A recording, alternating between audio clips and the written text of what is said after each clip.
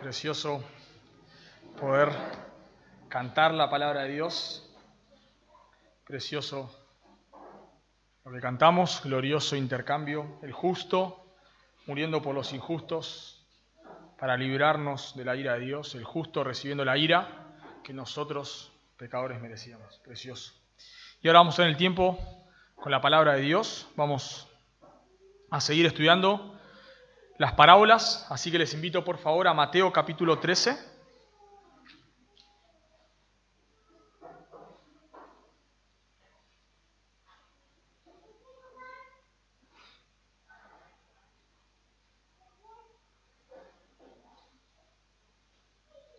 Mateo capítulo 13.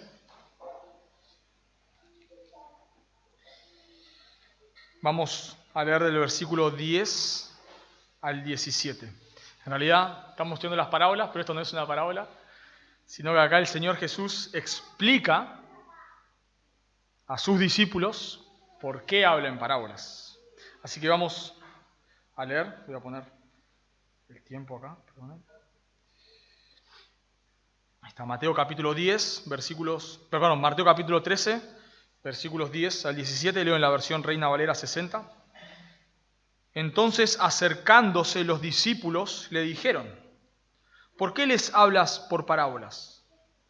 Él respondiendo les dijo: porque a vosotros os es dado saber los misterios del reino de los cielos, mas a ellos no les es dado. Porque a cualquiera que tiene, se le dará y tendrá más, pero al que no tiene, aun lo que tiene, le será quitado.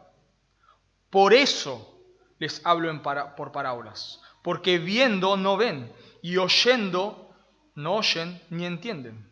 De manera que se cumple en ellos la profecía de Isaías que dijo: de oído oiréis y no entenderéis, y viendo veréis y no percibiréis. Porque el corazón de este pueblo se ha engrosado, y con los oídos oyen pesadamente, y han cerrado sus ojos, para que no vean con los ojos, y oigan con los oídos, y con el corazón entienda, y se conviertan, y yo los sane. Pero bienaventurados vuestros ojos, porque ven, y vuestros oídos, porque oyen. Porque de cierto os digo, que muchos profetas y justos desearon ver lo que vosotros veis, y no lo vieron, y oír lo que oís, y no lo oyeron. Oramos.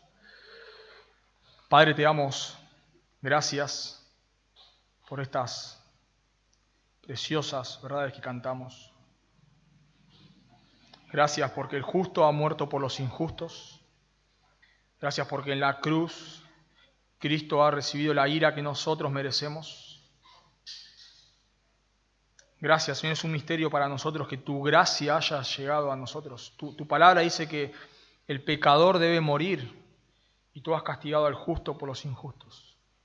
Te alabamos, Señor, y también te damos gracias porque tú nos has dejado tu palabra y por medio de ella podemos conocerte, por medio de ella podemos saber quién tú eres. Gracias porque cuando estudiamos las Escrituras, las leemos, es tu misma voz, eres tú mismo hablándonos, Señor. Por eso te rogamos que podamos tener corazones humildes en esta mañana, corazones sensibles, que tu palabra, Señor, esté obrando en cada corazón según su necesidad. Tú dices en tu misma palabra que ella cumple el propósito por el cual tú la envías. Y por eso te pedimos que es lo que hagan esta mañana, que tu nombre sea glorificado. Te lo pedimos en Cristo Jesús. Amén. Bueno, tal vez esto es uno de los textos más difíciles de predicar. Seguramente si lo han leído ya salta ciertas dudas cuando lo vas leyendo y la realidad es que uno de los debates que se ha dado por años en la iglesia a lo largo de la historia, hoy en día siguen, aún entre creyentes piadosos, es ¿qué lugar tiene Dios en la salvación? ¿Qué lugar tiene Dios en la salvación del hombre? ¿Soy salvo porque Dios me eligió a mí? ¿O soy salvo porque yo lo elegí a Dios? Esa es la pregunta que creyentes y creyentes piadosos de los dos lados se preguntan. La cuestión de fondo en todo esto es ¿quién tiene la pelota? ¿quién tiene la pelota? ¿La tiene Dios o la tiene el hombre? O sea, se dan muchos argumentos, muchos debates, pero al final de todos los debates, al final del camino, ¿quién tiene la decisión? ¿La tiene Dios o la tiene el hombre? Si sos un creyente, ¿es porque vos has elegido a Dios o es porque Dios te ha elegido a vos? Y si Dios te eligió, ¿por qué Dios te eligió? ¿Te eligió porque vio algo bueno en vos? ¿Te eligió porque Dios sabía que vos lo ibas a elegir? ¿O te eligió porque quiso elegirte? Bueno, en realidad el mayor problema de esta doctrina, la doctrina de la elección, no está tanto en su lado positivo, lo cual su lado positivo es que Dios te elige. En última instancia, la realidad es que nadie se queja porque Dios lo ha elegido. Si sos un creyente, ningún creyente dice, yo no quería ser un creyente, la verdad que... Pero bueno, ¿qué voy a hacer? No me queda otra. Ningún creyente dice eso. Todos los creyentes estamos agradecidos de que Dios nos haya elegido. Pero el problema con esta doctrina que nosotros encontramos es ¿por qué no eligió a otros? Ahí está el punto. El punto no es tanto por qué Dios me eligió a mí. Bueno, todos sabemos que estamos agradecidos de que Dios nos haya elegido. Pero la pregunta es, ¿por qué Dios no eligió a otros? ¿Por qué Dios no eligió a tu vecino? ¿Por qué Dios no eligió tal vez a familiares tuyos que han morido tal vez sin Cristo? Han muerto, perdón, sin Cristo. Aquellos que van al infierno, ¿se van por la culpa de Dios? Aquellos que perecen por toda la eternidad, ¿se pierden porque Dios no los ha elegido? Alguien ha escrito lo siguiente, Sproul ha dicho lo siguiente: a menos que concluyamos que todo ser humano está predestinado para salvación, o sea que todos al final se van a salvar, a menos que digamos eso, debemos afrontar la otra cara de la elección. Si existe en absoluto tal cosa como la predestinación, y si esa predestinación no incluye a todos, o sea, va a haber personas que se van a perder, entonces no debemos rehuir la necesaria inferencia de que la predestinación tiene dos lados. Y concluye este autor: no es suficiente hablar de Jacob, cuando dice a Jacob amé. Debemos también considerar a Esaú. Porque el pasaje que dice que a Jacob amé, dice a Esaú aborrecí. Bueno, y esto es lo que nos enseña este texto. Este texto nos dice que Dios es soberano en nuestra salvación, pero el hombre es responsable de su condenación.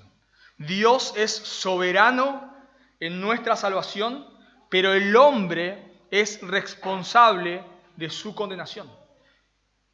Eso es lo que nos enseña este texto. Y ese es el propósito por el cual Jesús les habla en parábolas. Está muy, muy claro en el texto.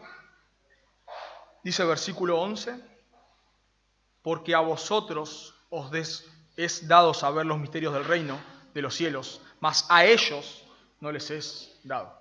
El Señor Jesús claramente le dice a sus discípulos que las parábolas, todo Mateo 13, salvo esta porción donde Jesús explica, y alguna otra porción más, son todas las parábolas, lo que se conocen como las parábolas del reino.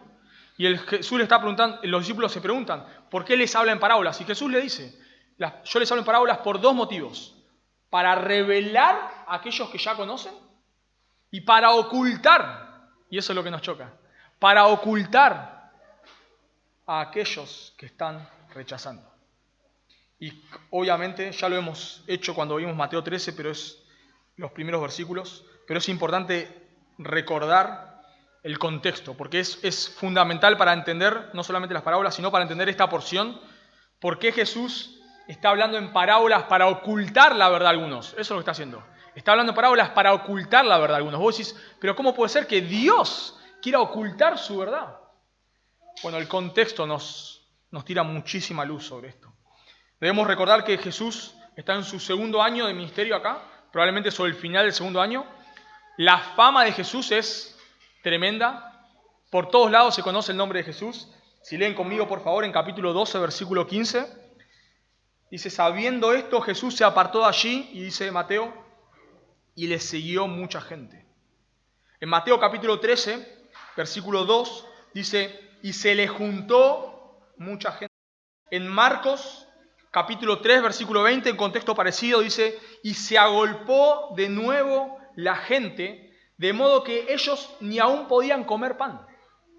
O sea, imagínense por favor por un momento, la gente que seguía a Jesús, al punto de que él alimenta en un momento 5.000 personas, 5.000 hombres, probablemente había hasta vez 8.000 personas. ¿Se imaginan por un momento acá? Imagínense 8.000 personas en un lugar donde tal vez no había mucha gente. Imagínense las multitudes, imagínense que Jesús se apartaba a veces para ir a descansar, o le decía a los discípulos, bueno, vamos a apartarnos para descansar un poco. Y era tanta la gente que no podía escapar de la gente. Lo seguían grandes multitudes. Y bueno, vemos también por otros textos que venían de todos lados querían escuchar a Jesús. Así que ponete por un momento en el lugar, en los zapatos o en las sandalias de los discípulos. Ellos son judíos, ellos esperan el reino, ellos esperan que el Mesías venga y derroque al imperio romano e instaure su reino. Eso es lo que ellos estaban esperando. Por eso incluso antes de que Jesús ascienda al cielo, en Hechos, los discípulos le preguntan, ¿restaurarás el reino ahora? Ellos están esperando el reino. Así que ellos están viendo grandes multitudes que siguen a Jesús y seguramente piensan, este es el momento. Claro, ahora Jesús da acá una charla de esas motivacionales donde invita a la gente a tomar armas y nos levantamos contra el imperio romano y lo derrocamos. Están todas las personas ahí escuchando a Jesús. Así que eso es lo que están esperando los discípulos. Pero Jesús les habla en parábolas. Jesús les empieza a dar parábolas. Está ahí un montón de gente y dice, el sembrador salió a sembrar. Entonces los discípulos se preguntan, versículo 10, Señor, no entendemos, ¿por qué les hablas en parábolas? Ahora, los que le preguntan esto no son solamente los 12, sino más discípulos, porque en Marcos, que es el pasaje paralelo de esto, Marcos 4:10, dice, cuando estuvo solo, los que estaban cerca de él, con los 12, le preguntaron. Lo mismo acá. O sea que no es que no está solamente los 12, sino que están todos sus discípulos. Y se le acercan, Señor, no entendemos. Te están siguiendo multitudes. ¿Qué haces hablándoles por parábolas? Bueno, y el primer motivo que vamos a ver, por el cual Jesús les habla en parábolas, es como un medio de gracia para los que creen. Ese es el primer motivo. Jesús les dice que les habla en parábolas, en primer lugar, como un medio de gracia para los que creen. Leemos de vuelta, por favor, versículo 11. Porque a vosotros os es dado saber los misterios del reino de los cielos. Mas a ellos son los que no están ahí, los que están afuera, no les es dado. La palabra ahí, misterio, en griego no es algo misterioso, no es, nosotros cuando tenemos misterio pensamos en los agujeros negros del universo, en cosas que nadie sabe, nadie conoce, cosas misteriosas. Bueno, un misterio en la Biblia no es algo misterioso, vamos a decir así, algo que nadie sabe, que nadie conoce, sino que un misterio en la Biblia es algo que estaba oculto en un momento y Dios lo revela. Eso es lo que es un misterio en la Biblia, algo que estaba oculto y Dios lo revela. Bueno, eso lo podemos ver, por ejemplo, en Efesios, yo se los leo, capítulo 3, versículos 3 al 6, leo el versículo 5, Pablo dice, misterio que en otras generaciones no se dio a conocer a los hijos de los hombres, como ahora es revelado. El misterio que Pablo está hablando ahí es la iglesia, cómo judíos y gentiles son parte ahora del mismo pueblo. Y Pablo dice, eso era un misterio. ¿Qué quiere decir? No es que era algo misterioso. Es que es algo que en el Antiguo Testamento no se conocía, pero ahora, en ese momento, Dios lo dio a conocer a los apóstoles. Y Jesús dice acá que noten en versículo 11, porque a vosotros os es dado. A vosotros os es dado. Eso es un pasivo. Eso quiere decir que es alguien que les da a conocer a ellos. Es lo que se conoce en otros textos como pasivo de divinidad. Es que Dios les concede a ellos conocer los misterios del reino. ¿Por qué Jesús les habla por parábolas? ¿Por qué? Porque a ustedes Dios, no solamente a los 12, a todos los que estaban ahí, Dios les ha concebido conocer los misterios del reino. Los discípulos no llegaron a creer porque tenían más fe, no llegaron a creer porque eran mejores personas, no llegaron a creer porque tenían corazones más blandos, porque eran más piadosos, porque eran más sensibles a las cosas de Dios. Ellos llegaron a conocer porque Dios, a ustedes, le dice Jesús, Dios en su infinita bondad y misericordia y soberanía, les reveló la verdad. A ustedes Dios les abrió entendimiento para que puedan comprenderlo. Y no es el único texto donde vemos esto. Vemos que Jesús, en Lucas capítulo 10, versículo 21, Jesús mismo alaba a Dios Padre por la elección. Dice Lucas 10, 21. En aquella misma hora Jesús se regocijó en el Espíritu y dijo: yo te alabo, oh Padre, Señor del cielo y de la tierra, porque escondiste, mismo muy similar a esto, escondiste estas cosas de los sabios y entendidos y las has revelado a los niños. Sí, Padre, porque así te agradó. Y dice en el versículo 22 de Lucas 10, todas las cosas me fueron entregadas por mi Padre, y nadie conoce quién es el Hijo sino el Padre, ni quién es el Padre sino el Hijo, y aquel a quien el Hijo lo quiere revelar. Lucas 10, 21 y 22. Jesús alaba al Padre porque Dios escondió estas cosas de los sabios entendidos. Y Jesús le estaba hablando acá a los que están afuera en parábolas para esconder la verdad. Y unos capítulos más adelante, no sé si recordarán en Mateo 16, Jesús le pregunta a sus discípulos, ¿quién dicen los hombres que es el Hijo del Hombre? Y algunos dicen, algunos Juan el Bautista, otros Elías, otros algunos de los profetas. Y Jesús le dice, bueno, ¿y ustedes, a los discípulos, ustedes quién dicen que soy yo? Bueno, ahí Pedro da esta declaración, tú eres el Cristo, el Hijo del Dios viviente. Y Jesús nos le dice, bien Pedro, qué inteligente que sos. Muy bien Pedro, vos sos el más listo de todos. Jesús le dice en Mateo 16, 17, bienaventurado eres Simón, hijo de Jonás, porque no te lo reveló carne ni sangre, sino mi Padre que está en los cielos. Pedro, vos pudiste decir esta declaración porque mi Padre te lo reveló. Y Jesús le dice acá a los discípulos, a ustedes les es concedido conocer estas cosas. Así que ellos llegaron a creer porque Dios en su soberanía abrió su entendimiento para que puedan creer. En 2 Corintios 4:4 dice que todos los seres humanos están cegados por Satanás. Dice que el Dios de este siglo, hablando de Satanás, cegó el entendimiento para que no les resplandezca la luz del Evangelio. Entonces decimos, bueno, y si todos están cegados, ¿por qué algunos creen? Dice 2 Corintios 4:6. Porque Dios, que mandó que de las tinieblas resplandeciese la luz, hablando de la creación, es el que resplandeció en nuestros corazones para iluminación del conocimiento de la gloria de Dios en la faz de Jesucristo. ¿Por qué? ¿Por qué ustedes que estaban ciegos llegaron a creer? Porque Dios, que en Génesis dijo sea la luz, es el que dijo sea la luz y ustedes pudieron comprender el Evangelio. Es un acto soberano de Dios. Y Jesús les dice muy clarito acá, ustedes son creyentes porque Dios se los ha concedido. Bueno, no, claro, no lo vemos solamente acá.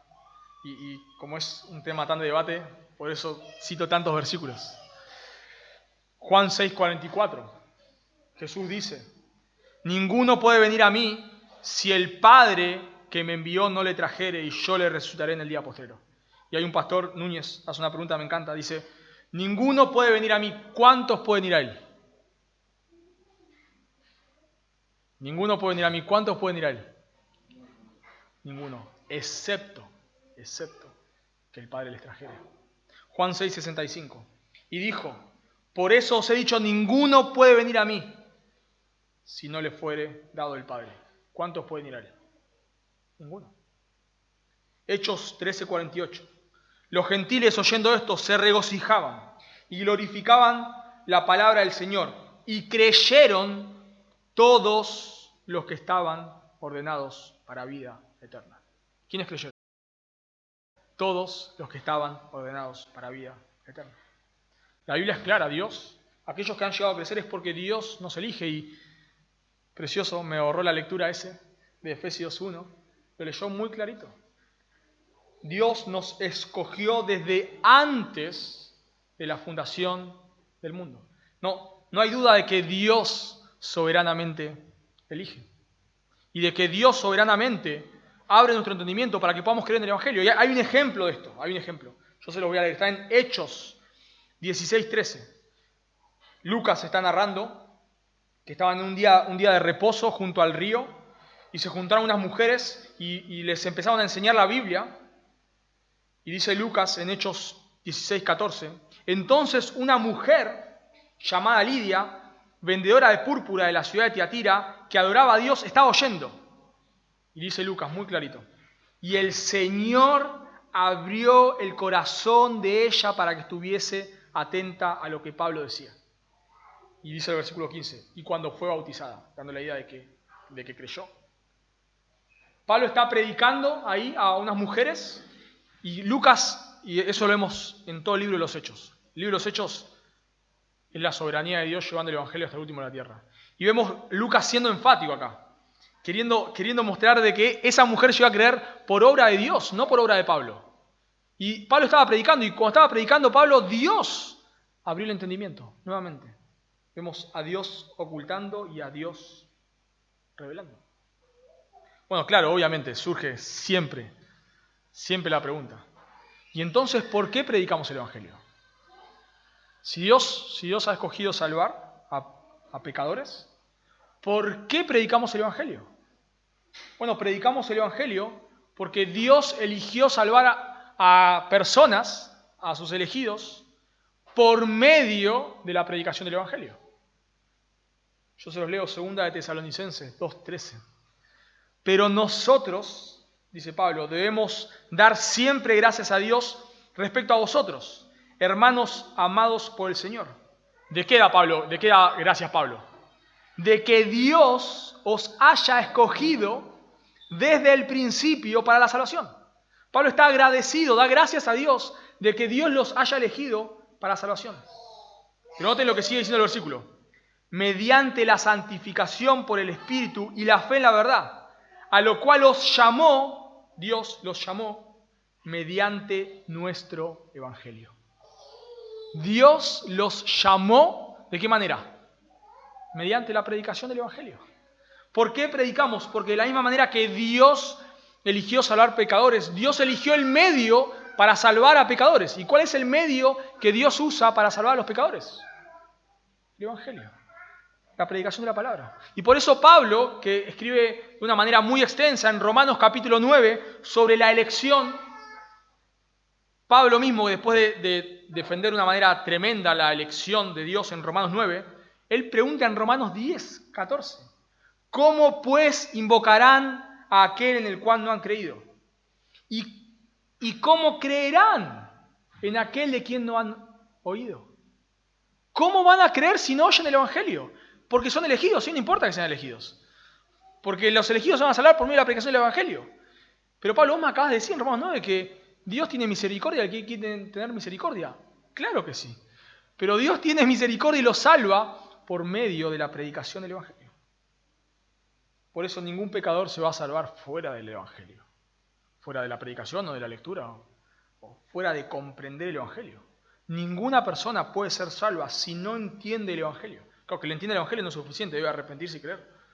Pero ninguna persona puede ser salva si no entiende los datos del Evangelio. No puede ser salva. Nadie se salva por creer que hay un Dios. Nadie se salva por pensar que Dios es bueno. Nadie, jamás. La única manera en la cual podemos ser salvos es por medio del Evangelio. Pablo dice en Hechos, no hay otro nombre dado del cielo bajo a los hombres. No hay otro nombre dado del cielo bajo los hombres en el cual podamos ser salvos. No hay manera. Y no sé si es la primera vez que has escuchado esto o ya lo has escuchado, pero la realidad es que nos cuesta entender. Nos cuesta entender. Si sos un creyente, haz esta pregunta, ¿por qué Dios te eligió? Si la única manera con la cual vos llegaste a entender el Evangelio y a creer en el Evangelio es por un acto soberano de Dios. O sea que Si volvemos a la pregunta del principio, si nos vamos al inicio de todo, ¿quién tiene la pelota? La pelota la tiene Dios. La pelota la tiene Dios. ¿Por qué? No encontramos respuesta. Y si seguimos buscando por qué Dios me eligió, ¿hay alguna diferencia que yo haya hecho? ¿Por qué Dios me eligió a mí y no a mi vecino? ¿Por qué? Pablo nos responde eso en Romanos 9:16. Así que no depende del que quiere ni del que corre, sino de Dios que tiene misericordia. Si sos un creyente, Dios te eligió porque quiso elegir. Si realmente entendemos que hemos creído en Dios porque Dios nos ha elegido, si realmente lo entendemos, eso debe producir humildad. Si la elección produce orgullo, no entendimos nada. No entendimos. La elección produce humildad. Muchas personas, yo también lo he hecho, claro, erróneamente. Cargamos el cartucho ahí de la elección y salimos a tirar tiros a todo el mundo. A tirar la elección por la cabeza a todo el mundo. Si hacemos eso, no entendimos la elección. No entendimos. Si la elección te lleva a decir, mirá, yo soy un elegido y vos no, no entendiste la elección. La elección te tiene que llevar a decir, ¿por qué a mí, Dios? La elección, porque la elección no es del Nuevo Testamento, la elección está ya en el Antiguo Testamento. Por eso Pablo arranca hablando de la elección en Romanos 9, hablando de Esaú y Jacob. La elección ya estaba en el Antiguo Testamento. Y los judíos, la elección en los judíos había producido orgullo. La elección en los judíos había producido que no se juntaban con los gentiles porque ellos eran los escogidos de Dios. Ellos lo sabían, porque tenían la Biblia. Dios los había escogido a ellos. Dios escogió a Abraham y no a otro pagano. Y ellos lo sabían. Y eso producía orgullo en ellos. Al punto de que cuando Pedro va a comer a la casa de un gentil, le dicen, Pedro, ¿qué haces comiendo con gentiles? Y si eso produce la elección en nosotros. Mirá mirá cómo se comporta mirá cómo vive este es un desastre. Mirá cómo vivo yo. ¿Cómo puede ser que haya hecho esto? ¿Cómo puede ser que tal persona haya hecho tal cosa? Porque no entendimos la elección. Es porque no entendimos que si nosotros no seguimos, tal vez lo hicimos, pero no seguimos haciendo lo mismo, es porque Dios ha obrado en nosotros. Nada más. No porque nosotros hemos sido más inteligentes que otros. Es porque Dios en su gracia ha dicho, sea la luz. Entonces cuando ves a un pecador que está viviendo en su pecado, no tenés que decir, ¿cómo puede ser que haga esto? Debemos decir, Dios, gracias por haber tenido misericordia de mí. Y Dios, por favor, tened misericordia de él. Por favor, Dios. Gracias, Señor. Cuando ves a una persona viviendo totalmente en inmoralidad, eso no debe producir orgullo. Claro, despreciamos el pecado, claro que sí. Pero no debe generar desprecio hacia la persona. Debe generar alabanza a Dios por nuestra salvación y compasión por ellos. Porque nosotros somos igual de pecadores. Por eso es preciosa la canción que cantamos, la última canción. Qué gran misterio es para mí que tu gracia vino a mí. Dios, y me encanta la pregunta que hace la canción. Dios, ¿cómo puede ser? Si tu palabra dice que nuestro juicio es morir. ¿Cómo puede ser? La Biblia dice que nuestro juicio es morir por la eternidad en dolor y sin ti. ¿Cómo puede ser? ¿Cómo puede ser que tu gracia vino a mí? ¿Cómo puede ser, Dios, de que si yo te aborrecía, vos me hayas escogido delante de la fundación del mundo? ¿Cómo puede ser? Eso es lo que debe producir la elección. Por eso, noten, después de darle la explicación, lo que Jesús le dice a sus discípulos. En versículo 16. Pero bienaventurados vuestros ojos porque ven y vuestros oídos porque oyen. Porque de cierto os digo que muchos profetas y justos desearon ver lo que vosotros veis y no lo vieron, y oír lo que oís y no lo oyeron. La conclusión de la elección es, ustedes son bienaventurados. Ustedes son dichosos. La palabra bienaventurados es felices. Ustedes son dichosos porque Dios los ha elegido. Y no solo porque Dios los ha elegido, sino porque ustedes están viendo lo que los profetas del Antiguo Testamento quisieron ver, pero no pudieron ver, porque no había llegado el tiempo todavía. Lo que dice Primera de Pedro, capítulo 1, versículos 10 al 12. Ellos profetizaron lo que nosotros ahora vemos. Así que Jesús le dice a ellos, ustedes son bienaventurados. Y eso es lo que debe producir en nosotros. ¡Wow, Dios! ¿Por qué me has elegido a mí? ¿Por qué?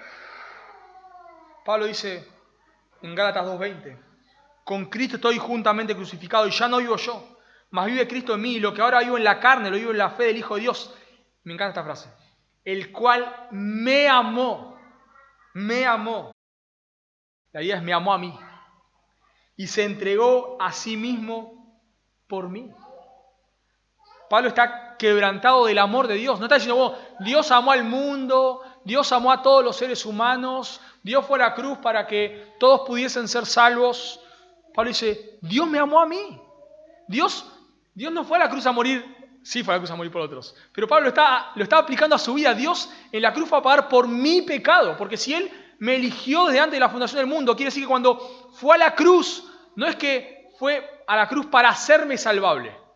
Es como que yo dejo un dinero en la cárcel y diga, bueno, dejo este dinero, cualquier preso que quiera que esté acá, que agarre el dinero y salga. No me importa. Bueno, ahí yo no amé a nadie. Y entonces que yo vaya a la cárcel y diga, bueno, yo voy a pagar esta deuda, no sé, por Ezequiel. Yo vengo a pagar su deuda, no la deuda de cualquier preso. Yo vengo a pagar su deuda. Bueno, eso es lo que la Biblia nos dice. Jesús vino a morir por mis pecados. Cuando fue a la cruz no fue diciendo, bueno, que tal vez el que quiera que sea salvo. Claro que el que quiera venir a mí, que venga a mí, dice Jesús. Pero Jesús fue a la cruz a pagar por mis pecados. Y eso es lo que Pablo está diciendo acá. Jesús me amó a mí, y se entregó por mí. Y Pablo luego, en Romanos 11, luego de hablar de toda la salvación y específicamente de la elección en los capítulos 8, 9, 10, Pablo termina alabando a Dios. Y dice Pablo en Romanos, muy, muy conocido, Romanos 11, 33. Oh profundidades de las riquezas, de la sabiduría y la ciencia de Dios. Cuán insondables son sus juicios e inescrutables sus caminos. Porque, y esta es la pregunta, ¿quién entendió la mente del Señor? ¿O quién fue su consejero? ¿O quién le dio a él primero para que le fuese recompensado? Nadie. Porque de él y por él y para él son todas las cosas. A él sea la gloria por los siglos de los siglos. Amén. Si Dios nos ha elegido, a él sea la gloria. Solamente a él. Imagino, el texto no lo dice, pero imagino a Pablo cuando escribe Romanos 11 o cuando dicta Romanos 11, cayendo de rodillas. Después de explicar Romanos 8, 9 y 10, diciendo, wow, Dios, esto es... No lo entiendo. Lo estoy enseñando, pero no lo entiendo. Dios obró soberanamente para que hayamos creído. Noten conmigo de vuelta, por favor, el versículo 11, 12 también. Versículo 12. Porque al cualquiera que tiene, se le dará y tendrá más. Pero al que no tiene, aún lo que tiene, le será quitado. Eso es increíble. Dios no solamente nos da gracia eligiéndonos, sino una vez que somos salvos, Dios nos sigue dando gracia para poder conocerle más. Y ese es el motivo por el cual les habla, uno de los motivos por el cual les habla en parábolas. Para que aquellos que han creído, que ya tienen, ¿quiénes son los que tienen ahí? Bueno, los que tienen son los que han creído. Se les dé más todavía, más conocimiento, para que ellos terminan diciendo al final, ahora entendemos las parábolas. Claro, las entendemos. Porque Jesús le está dando a aquellos que ya tienen, que ya se han arrepentido de sus pecados, que ya han puesto su fe en Cristo, le está dando para que tengan más y conozcan más. Pero esta doctrina, claro, lleva a su contrapartida.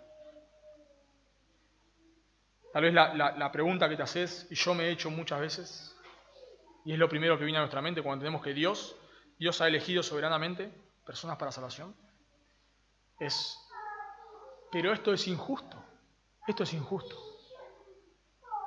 Esa pregunta la plantea Pablo en Romanos capítulo 9. Luego cuando está defendiendo la elección.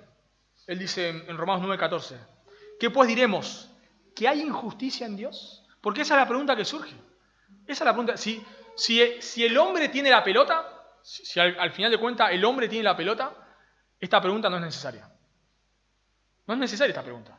Porque la pregunta sería, bueno, claro, no hay injusticia en Dios, porque el hombre, a la última instancia, el hombre decidió. Pero si la pelota la tiene Dios, si Dios tiene la decisión final, entonces surge la pregunta.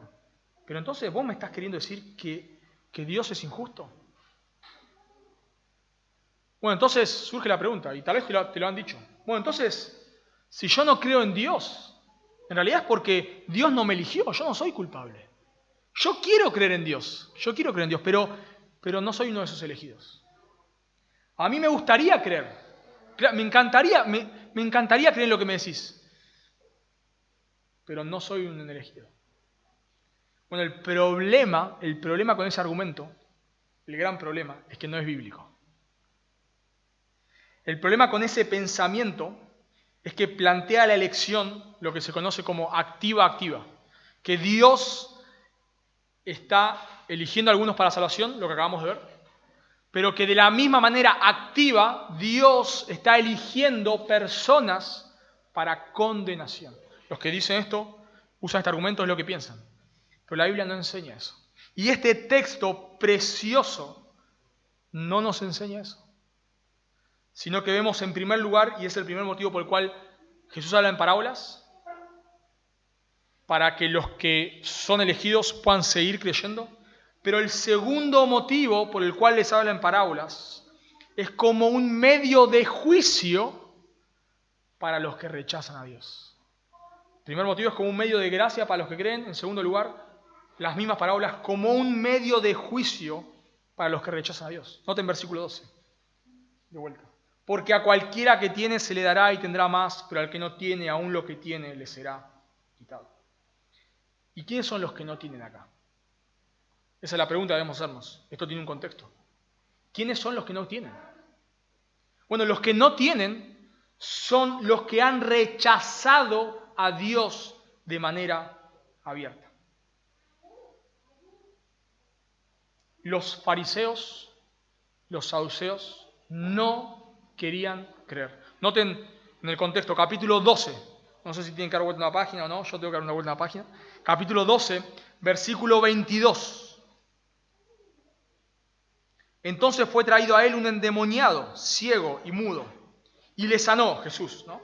Y le sanó de tal manera, o sea, imagínense esta sanidad, que el ciego y mudo veía y hablaba. Y toda la gente estaba atónita y decía, ¿será este aquel hijo de David? O sea, ¿será el Mesías? En versículo 24. Mas los fariseos, al oírlo, o sea, al oír a la multitud que está preguntando, ¿será este el Mesías? Decían, hablando de Jesús, noten ya que suena despectivo, ¿no? Este no echa fuera a los demonios, sino por Beelzebú, príncipe de los demonios. Ellos están viendo los milagros de Jesús y la gente se empieza a preguntar, ¿no será este el Mesías? Incluso si leemos el capítulo 12, un poquito más atrás, Jesús tiene una controversia con ellos por el día de reposo y ellos no le pueden responder nada. Así que las enseñanzas de Jesús están maravillando a las personas, los milagros de Jesús están maravillando a las personas y estos fariseos ya no saben qué hacer y le atribuyen la sanidad a Satanás, porque no saben qué hacer. Entonces, ellos no es que no entienden, ellos entienden lo que está pasando. Y ellos entienden que las evidencias que Jesús está dando son evidencias de que Él es el Mesías. Y como ya no saben qué hacer, dicen, no, este saca a los demonios por Satanás. Así que ese es el problema, ellos no quieren creer. Ellos no quieren creer. Por eso el versículo 13, noten que dice, por eso les hablo por parábolas. Porque viendo, ellos están viendo. Ellos ven sus milagros, ellos oyen sus enseñanzas, no ven. Y oyendo, porque están escuchando a Jesús, no oyen ni entienden. Y la realidad es que Mateo, tal vez por su propósito del libro, hace hincapié en la responsabilidad del hombre. Por eso dice, porque viendo, no ven. Ese porque en griego es una conjunción, joti, que se debe traducir, la gran mayoría de las veces se traduce así, porque es una conjunción causal. O sea, la causa por la que les hablo en parábolas es porque ellos no quieren oír. Pero Marcos y Lucas son más enfáticos en el juicio de Dios. Ellos no usan joti, sino usan otra conjunción que es gina, que se puede traducir ¿para qué? ¿Para qué? Propósito. Les hablo en parábolas para que no vean. Les hablo en parábolas para que no oigan. No oigan. Bueno, el problema es ese. Jesús le está hablando en parábolas como un medio de juicio. Y por eso decimos que Dios es soberano en la salvación. Pero el hombre es responsable. Jesús le está hablando en parábolas porque ellos no quieren oír. Y como ellos no quieren oír, el juicio de Dios es que no oigan. Y este mismo texto, no lo vamos a ver ahora, pero se cita el mismo texto en Hechos capítulo 28. En Hechos capítulo 28 pasa lo mismo. Están viendo los judíos, Pablo está preso en Roma, en una casa alquilada, están viendo los judíos, Pablo les predica el evangelio y no quieren creer. Y Jesús le dice, y Pablo cita el mismo texto de Isaías. Ellos no quieren creer. Y es lo que Jesús cita acá, Isaías. Y Jesús dice que en ellos se cumple la palabra.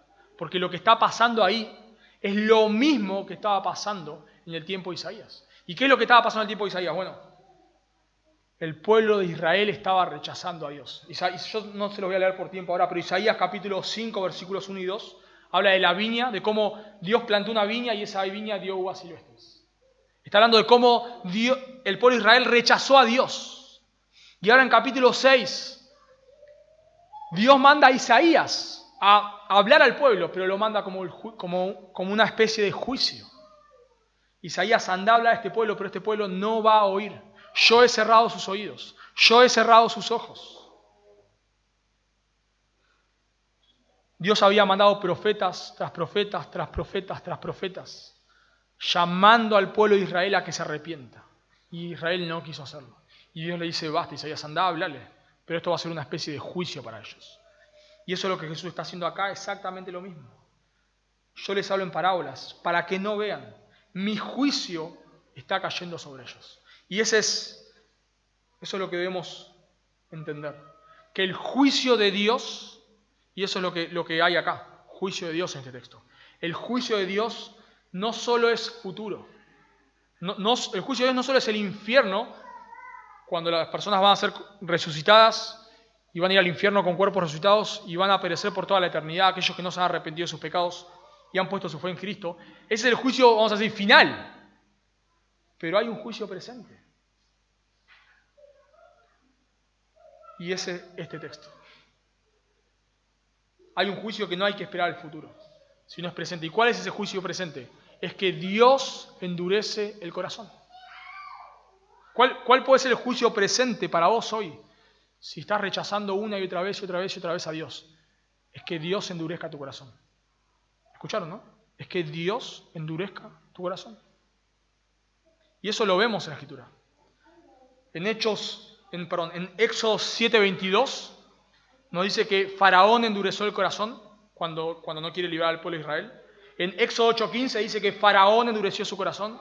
En Éxodo 8:19 dice que Faraón endureció el corazón. En Éxodo 8:32 dice que Faraón endureció su corazón. En Éxodo 9:7 dice que Faraón endureció su corazón. Y en Éxodo 9:12 dice que Dios endureció el corazón de Faraón. Faraón endurece su corazón, endurece su corazón, endurece su corazón, y Dios endurece el corazón de Faraón. Ahora, ¿cómo Dios endurece el corazón de Faraón? O no poniendo pecado en el corazón de Faraón, porque la Escritura dice muy claramente que Dios no es autor de pecado, sino que Dios endurece el corazón de Faraón, dejando a Faraón hacer lo que su corazón quiera. Alguien, Sproul, dice que generalmente las personas más corruptas de la historia son personas que han tenido el mayor poder. Ejemplo Stalin, ejemplo Hitler, ejemplo Mussolini.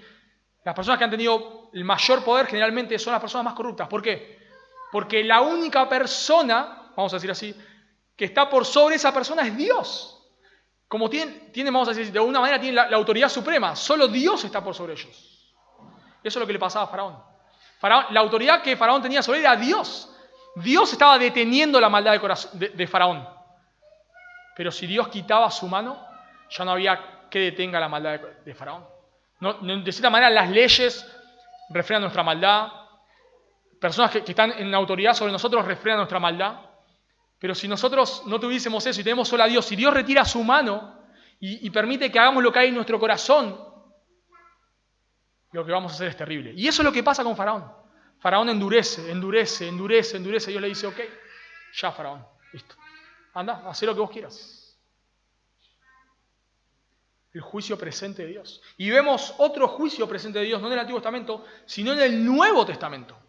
En Romanos capítulo 1, versículo 18 al 23, dicen que los hombres detienen con injusticia la verdad de Dios, que esto es clave, que aunque conocieron a Dios, no le dieron gracia, sino que se hicieron ídolos, y el juicio de Dios cae sobre estas personas. Romanos 1:24 dice, Dios los entregó. Romanos 1:26, Dios los entregó. Romanos 1:28, Dios los entregó. No dice Dios los entregará. Dios los entregó. Estas personas están conociendo a Dios, están viendo la creación, están entendiendo que hay un Dios que existe, pero le están dando la espalda a Dios, están con su injusticia deteniendo la justicia de Dios. Dios le dice, ok, vayan, ya, hagan lo que quieran. Y leemos en ese texto más abajo, inmoralidad sexual, homicidios, todo tipo de perversidades. Porque el juicio de Dios puede ser que Dios te entregue a la dureza de tu corazón. Seguramente le has predicado el Evangelio a alguien alguna vez y te ha dicho, qué bueno esto, Messi, ¿la salvación es por gracia? ¿Seguro es por gracia? Es por gracia. Y si yo me arrepiento en cualquier momento, ¿Dios me va a perdonar? ¿En cualquier momento? ¿Sí? En cualquier momento Dios te va a perdonar. Oh, buenísimo esto. Bueno, entonces, genial, me acabas de dar la mejor noticia del mundo. Bueno, yo ahora voy a seguir viendo un poquito más en pecado, pues no quiero dejar mi pecado todavía. Voy a seguir viendo en pecado. Y cuando llega viejito, me esté por morir, en ese momento voy a creer. En ese momento me voy a arrepentir. Buenísimo, estoy re contento con Dios. Y la realidad es que, bueno, vos le decís en ese momento, bueno, pero no sabes cuándo vas a morir. Es verdad, no sabes cuándo vas a morir. Pero en muchos casos, no sé, ha pasado. Personas que tal vez le hemos predicado, no ha querido creer y al otro día ha muerto. Pero en muchos casos no pasa así. La persona se va, entiende el Evangelio, chocho, dice la madera, y va a vivir su pecado. Y vive en su pecado, y vive en su pecado, y vive en su pecado. Y vos le seguís predicando el Evangelio, y no, es que sí, está bueno, yo voy a creer, pero más adelante. Y vos no sabés qué decirle a esa persona. No sabés qué decirle. Bueno, lo que le tenés que decir es lo que dice este texto. Tenés que tener cuidado, porque hoy es la última vez que podés tener sensibilidad al Evangelio. No, en última instancia vos podés creer en cualquier momento. Claro que podés creer en cualquier momento y Dios te puede salvar, como el ladrón en la cruz. Pero en otro sentido, Dios hoy te puede entregar la dureza del corazón y que no haya vuelta atrás, como lo hizo con Faraón. Faraón endureció, y Dios dijo, basta, hasta acá, listo. Ahora, nosotros no sabemos cuándo es eso. Y la persona no sabe cuándo es eso. Pero eso puede ser en cualquier momento. Por eso decimos que la elección no es activa-activa, sino que es activa-pasiva. ¿Qué quiere decir esto? Que Dios soberanamente elige a unos para salvación, soberanamente, y pasa por alto a otros. Eso es lo que la Biblia enseña. Dios soberanamente elige a algunos. Y los que se van al cielo, ¿por qué se van al cielo? Porque Dios los ha elegido. Y los que van al infierno, ¿por qué van al infierno? Porque han querido rechazar a Dios. Porque han querido rechazar a Dios. Y eso es lo que este pasaje nos dice. Jesús le está hablando en parábolas porque ellos no quieren arrepentirse. No lo quieren, ven los milagros, ven la enseñanza, no quieren. Nadie se va al infierno. Escuchen esto, por favor. Nadie jamás se va al infierno porque Dios no lo eligió. Jamás. La Biblia no enseña eso. Los que se van al infierno por su propio pecado. Se van al infierno porque han querido rechazar a Cristo. Jesús dice muy clarito, el que a mí viene, yo no lo echo fuera. Y Ezequiel 33:11 dice, vivo yo, dice Jehová, que no quiero la muerte del impío. Jesús llora sobre Jerusalén. Dios no se complace en la muerte del impío. Dios no manda a las personas al infierno con gozo, deleitándose. Tal vez debemos tener la imagen de Dios en su misericordia escogiendo a algunos para la salvación y en su soberanía dejando a otros que sigan el camino que quieran, con dolor en el corazón. Porque eso es lo que vemos en la Escritura. El juicio iba a venir sobre Jerusalén, pero Dios llora sobre Jerusalén. Jesús llora sobre Jerusalén.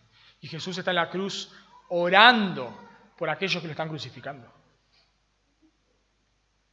Así que las personas que van al infierno no lo van porque Dios no los escogió, sino que van al infierno porque ellos han decidido rechazar a Cristo. Aunque Dios les ha dado la oportunidad de creer, ellos no han querido creer.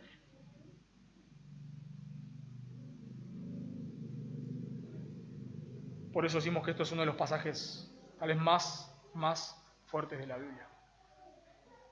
¿Saben qué? La Escritura nos enseña que el peor juicio no va a ser para los asesinos, no va a ser para los violadores. El peor juicio no va a ser, para los estafadores. El peor juicio en la Escritura va a ser para aquellos que han tenido luz sobre el Evangelio y no han querido creer. Jesús dice en Mateo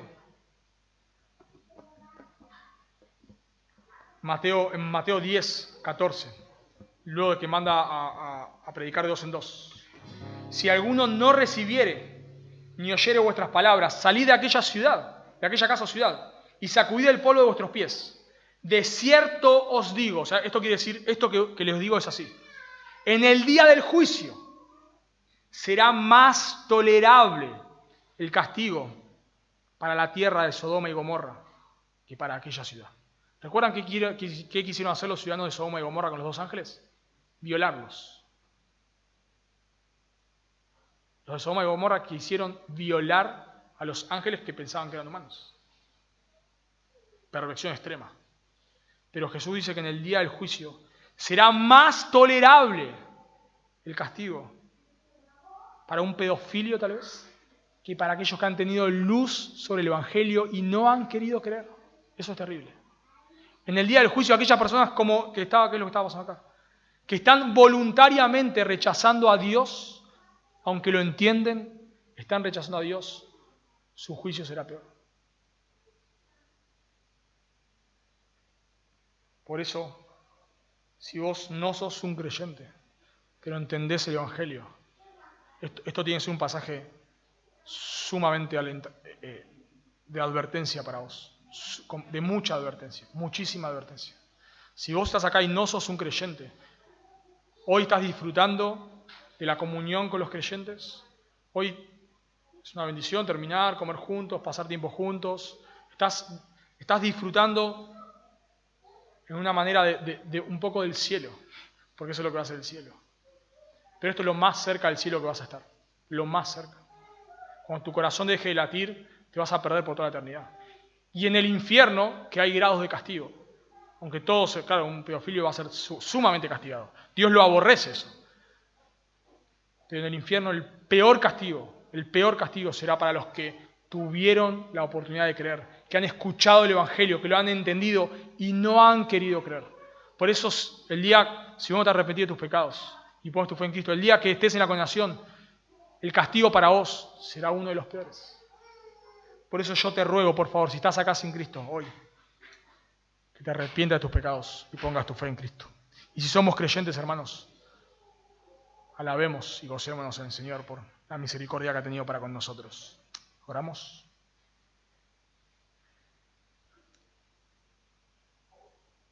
Señor, nos deja sin palabras este texto.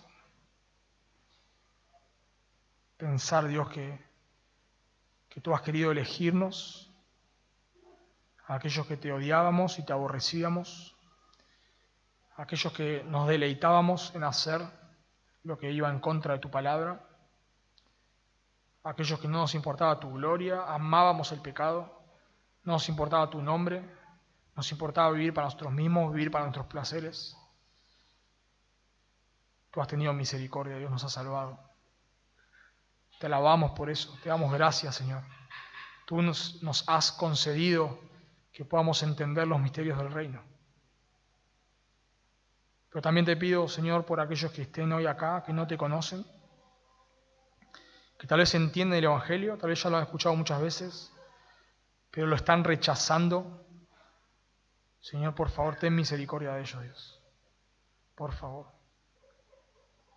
Yo te ruego, Dios, que tú les llames al arrepentimiento y a la fe. Tu palabra dice que tu Evangelio es poder para salvación a todo aquel que cree. Por favor, Dios, ten misericordia. Te lo agradecemos y pedimos en Cristo Jesús. Amén.